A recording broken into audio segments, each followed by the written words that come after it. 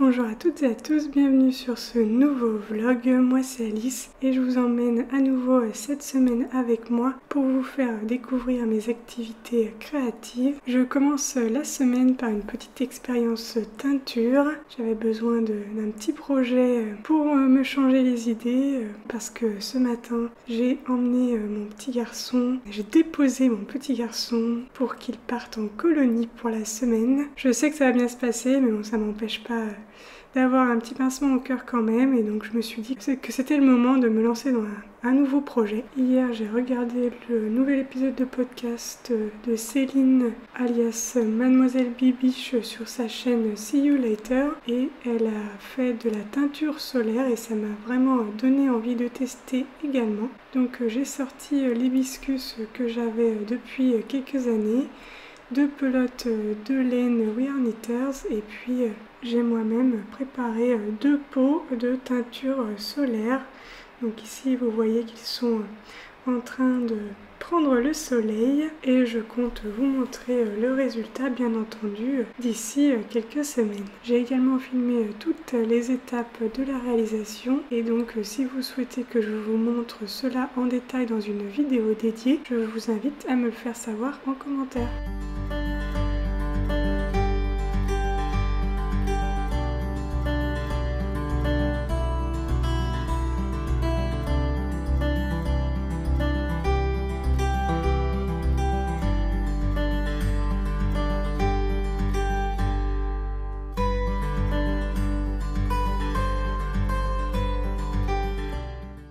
Alors cet après-midi, je reprends le coloriage que j'ai commencé la semaine dernière. J'ai bien avancé. Là, je suis en train de finaliser les petites fleurs rouges. C'est la dernière de cette variété-là. Après, j'ai 2 fleurs que vous voyez pas, mais qui sont juste ici. Oh bah, je peux vous montrer quand même. Hop. 2 fleurs que je sais déjà comment je vais faire, parce que je l'ai déjà réalisé ici. Donc je vais faire les 2 comme ça, et après il faudra que je fasse une nouvelle pause tricot pour réfléchir à ce que je fais ensuite.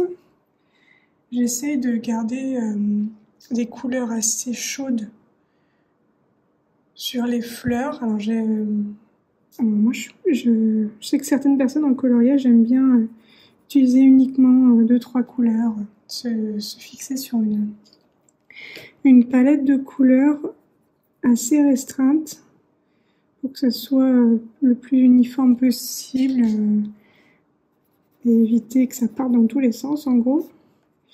J'avoue que c'est pas forcément mon point de vue.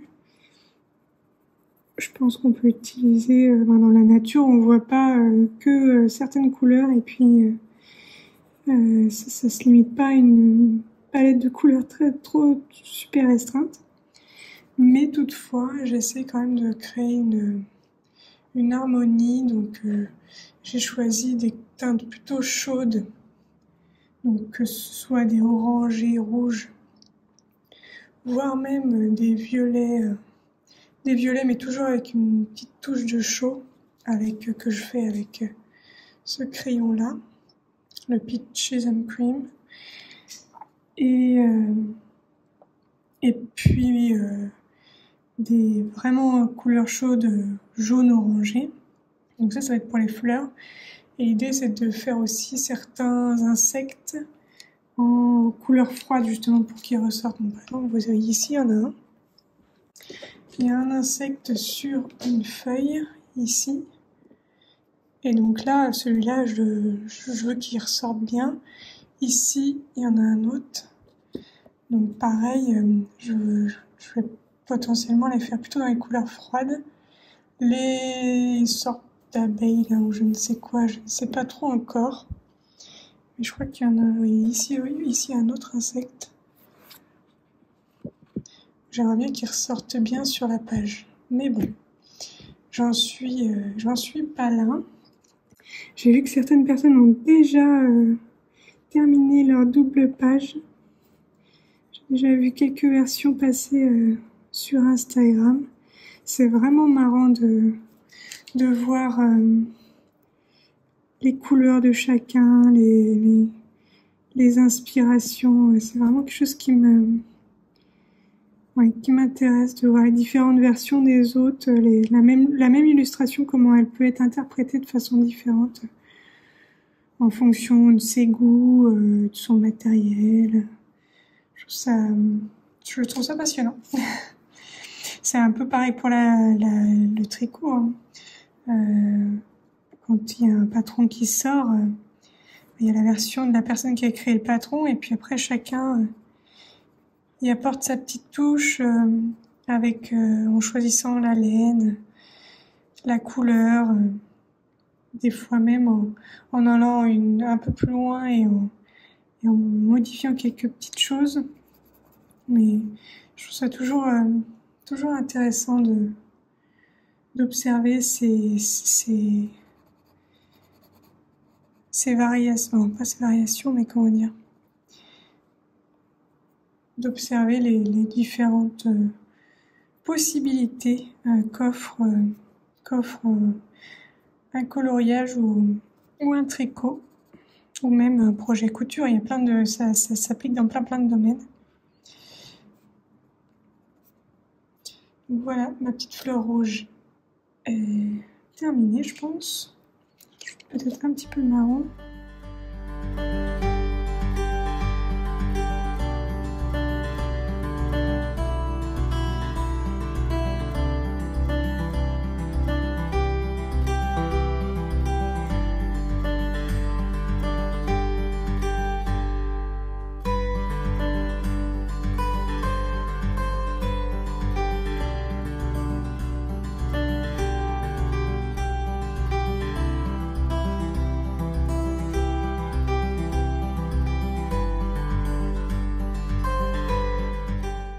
Étant donné les fortes chaleurs que nous avons, j'ai voulu ouvrir mes pots de teinture solaire pour vérifier que ma laine était toujours submergée.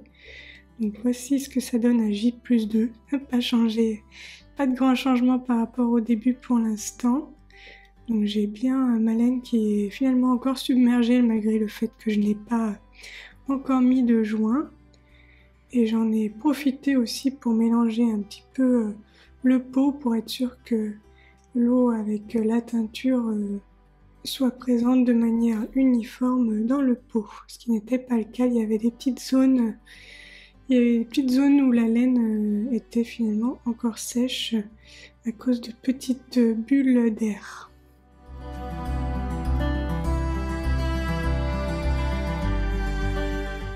Nous sommes en train de finaliser la décoration de la chambre du bébé. Et donc pour cela, j'ai choisi 3 illustrations que j'ai trouvées sur Etsy dans une boutique qui s'appelle Grévigoose. Je vous mettrai le lien en description. Et donc j'ai pris un pack de 4 illustrations avec des animaux à lunettes pour décorer la chambre.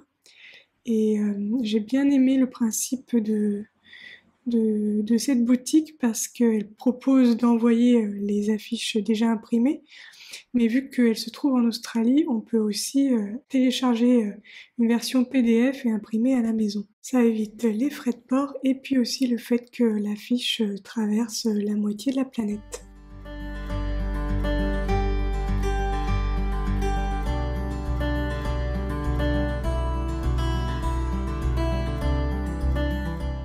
Une fois n'est pas coutume, j'accompagne mon conjoint à la pêche. D'habitude, je profite de ces temps de calme à la maison, vu qu'il y va avec mon fils pour avancer sur mes vidéos notamment. Mais cette fois-ci, avec mon fils en colonie, j'en ai profité pour l'accompagner.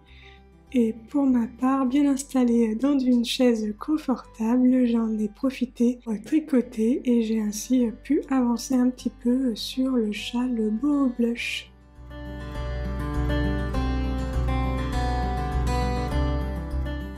Cet après-midi, j'ai eu envie de tester de faire une citronnade, donc je vous partage la recette que j'ai utilisée. J'ai commencé par trancher 2 citrons, j'ai ensuite fait bouillir 1 litre d'eau pour y infuser les tranches de citron. J'ai ensuite pressé le jus de 2 autres citrons et ce jus je l'ai ajouté à l'infusion une fois qu'elle avait refroidi. J'ai enfin ajouté un peu de sucre et mis la citronnade à refroidir au frigo pendant quelques heures.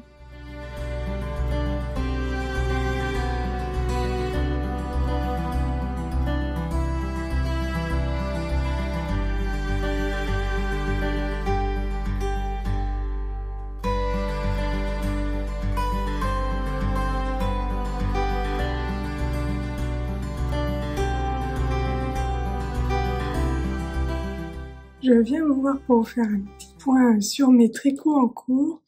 Bon, vous allez voir que ça avance pas très vite. Je crois que j'ai un peu trop de temps pour avoir des nouvelles idées avec le congé maternité et du coup, je commence plein de trucs et je finis rien. Mais bon, c'est pas grave. Donc, pour démarrer, mon petit gilet bébé, il a juste avancé, je pense, de 1 ou 2 rangs. Mais bon, d'un côté, il fait tellement chaud en ce moment que je suis pas sûre qu'ils le mettent, parce que j'ai fait du 1 mois. C'est pas garanti, donc bon, je pense que ça n'aide pas à me motiver à le finir. Le coussin, je vais vous montrer le coussin est un peu avancé par contre. Le coussin Cuno a une nouvelle rayure de couleur. Donc j'ai fait la deuxième et là je repars dans le blanc pour ensuite refaire des alternances noir et blanc. Donc ça avance petit à petit, mais c'est un des tricots que je fais le plus. Alors les rayons de couleur sont un peu plus flash que ce que j'avais en tête. Je trouve ça assez étonnant parce que bon, au final si, elles sont quand même très flashy les couleurs que j'utilise, mais ça fait vraiment néon à côté des autres couleurs, à côté de la couleur naturelle. Bon, j'espère que ça ira quand même bien avec la déco de la chambre. Je voulais faire, j'ai quand même encore trois rayures de couleurs à faire, donc on va dire que j'ai fait un tiers. Ouais, un tiers, à mon tiers du coussin. C'est le Kunos Cushion de Anne Wenzel. J'aime beaucoup son univers. J'ai plusieurs patrons que je voudrais faire d'elle, notamment, alors je sais plus si c'est le Spot Sweater. Il y a un jacquard que je voudrais faire d'elle, un pull en jacquard avec un fond blanc et puis alors la couleur contrastante, je pense opter pour du rose. J'ai vu une magnifique version sur Instagram. Pareil, je vous mettrai la photo ici. J'ai bien envie de me faire quelque chose de similaire, mais ce sera bien plus tard parce que là justement, je n'arrive pas du tout à tricoter le mohair en ce moment. Donc mon gilet Zoria, j'en ai pas fait depuis au moins 2-3 semaines. Il faudrait que je finisse le gilet pêche, il me reste rien, il me reste juste les pattes de boutonnage et boutonnière. Il faut que je vous filme le tuto pendant que je le fais et j'arrive pas à me motiver pour l'instant. Et puis d'un autre côté aussi, je me dis que je peux pas lancer de toute façon le test avant que j'accouche parce que sinon ça risque d'être un petit peu compliqué de suivre le test. Donc à mon avis, le test pour ce gilet va être repoussé à peut-être mi-août ou fin août. Alors bon, j'aurais bien aimé sortir le gilet en septembre ou fin septembre, début octobre, mais à mon avis, ça va être un petit peu retardé du coup. Mais je me vois pas lancer un test et puis aller accoucher, et donc pas répondre aux messages, pas pouvoir répondre aux messages pendant, je sais pas, 1 ou 2 semaines. Je trouve que c'est pas très correct. Donc je vais attendre un petit peu pour lancer le test. Du coup, je me dis que j'ai le temps pour finaliser le patron et les tutos. J'ai du mal à me motiver à tricoter aussi du mohair par période caniculaire. Donc bon, c'est pas grave. Un qui avance par contre, un autre qui avance, c'est le Boho Blush. Tac. Voici l'état de mon beau blush. Je sais pas trop dans quel sens vous le montrer. Mon câble commence à être trop petit. Ça c'est le devant. Donc la dernière fois, je crois que dans le vlog de la semaine dernière, j'avais fini la brioche et j'avais commencé la section de point mousse. Et là, je viens de finir la section dentelle. Alors pour l'instant, on voit pas grand chose. Si je fais quelques rangs de point mousse, je vous filmerai un petit peu mieux la dentelle cette semaine. Et donc là, pour le coup, je vais avoir fait toutes les sections. Donc j'aurais fait la section point mousse, c'est pas trop compliqué, la section brioche, la section dentelle. Donc je maîtrise toutes les techniques du patron. Donc je peux sans souci aller l'emmener à la maternité pour tricoter. J'aurais pas de problématique technique sur ce patron. Et sur la dentelle, vous la verrez peut-être mieux un peu comme ça. Donc la seule difficulté sur la dentelle, c'est qu'il n'y a pas de marqueur entre les sections. Donc il faut essayer d'être vigilant sur le nombre de jetés qu'on fait et entre les jetés. Parce que il y a quand même déjà plus de 200 mailles sur les aiguilles. Donc si on se trompe, il faut tout défaire. Il faut tout défaire le rang. Donc c'est un peu la seule difficulté. Après, sinon, la technique, les points à utiliser sont très simples. Les jetés, SSK, c'est pas difficile. Mais bon, voilà, faut être un petit peu concentré quand même. Mais il y a juste un rang sur 4 de la dentelle où il faut être concentré. Après, le reste, c'est très simple. Donc voilà, le beau blush avance bien. Je suis ravie de la couleur. Je pense que c'est un châle que je vais mettre beaucoup parce que c'est un châle uni. Donc je vais pouvoir la sortir très facilement. Et il va avec mon manteau d'hiver. Puis de toute façon il ira avec quasi tout dans ma garde-robe vu qu'il est bleu. Voilà. Donc voilà pour mes avancées tricot. Pour l'instant, je n'ai pas monté de nouveau projet tricot cette semaine, donc ça c'est bien. Mais bon, on n'est que vendredi. Alors, je pense que je vais pas monter de nouveaux projets cette semaine. J'en ai déjà pas mal sur mes aiguilles à faire avancer. Donc voilà, je vous retrouve plus tard.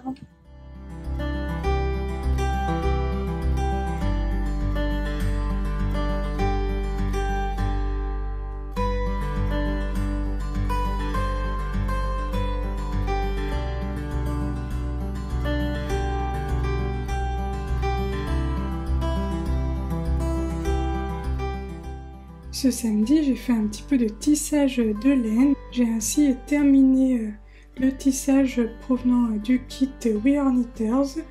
Ce kit m'a été offert par la marque. Je vous en reparlerai sans doute un petit peu plus en détail dans mon prochain journal créatif. Mais voici quelques images de moi en train de terminer ce tissage que j'ai beaucoup apprécié réaliser. Et ce tissage va venir décorer la chambre du bébé. D'ailleurs, j'envisage de vous faire une petite vidéo sur toutes les petites décorations que j'ai créées pour décorer cette chambre. Mais ça, ce sera dans plusieurs semaines si ça vous intéresse.